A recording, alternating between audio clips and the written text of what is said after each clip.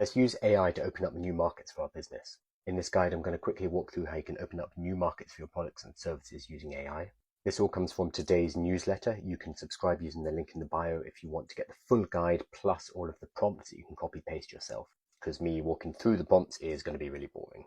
First things first, when you are reaching out to new markets, use your existing offer stack first.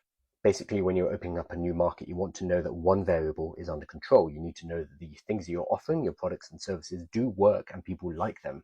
If we know that this is true of the primary market, when we open up a secondary market or audience, we don't need to fiddle too much with the offer. We are going to be focusing mainly on the messaging and changing it to adapt to the new market.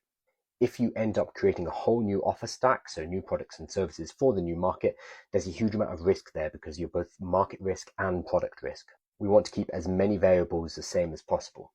That's how we de-risk moving into a new market. In another video, I'll talk about creating new offer stacks for new markets. It's a more advanced tactic, but it's definitely doable. Okay, so there are 4 basic ways to open up new markets. You can either build a larger audience on the same platform. So for example, if you're already on TikTok, you can grow your audience on TikTok.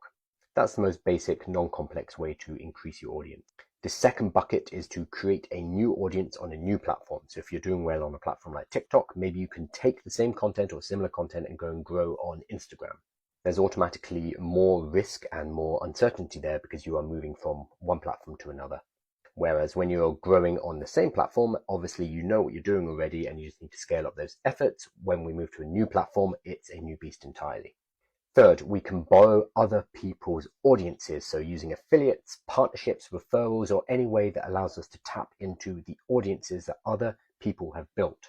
So unlike the first 2 methods where we're building our own audiences on different platforms, we are going to tap into other people's. And then fourth, using advertising and boosting in order to buy an audience. These are the 4 main ways that you can expand your audiences. So in today's newsletter, there is a mega prompt, which is going to coach you through this process. You are going to input what's already working for you in terms of audience build, and it's going to output different methods that you could look at within these 4 buckets. So that prompt's actually going to go ahead and give you over 40 different ideas, which honestly is too many. This is kind of the problem with horizontal expansion, finding new audiences. There are so many different ways we can go. There's so many different platforms, so many strategies we can deploy. This is why I always recommend doing vertical scaling first. Vertical scaling is selling more to your existing customers.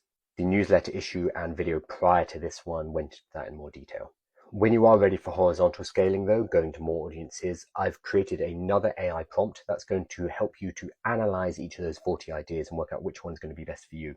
The key here for each of these ideas is to come up with a small minimum viability experiment, which is going to allow you to actually test whether or not this is a method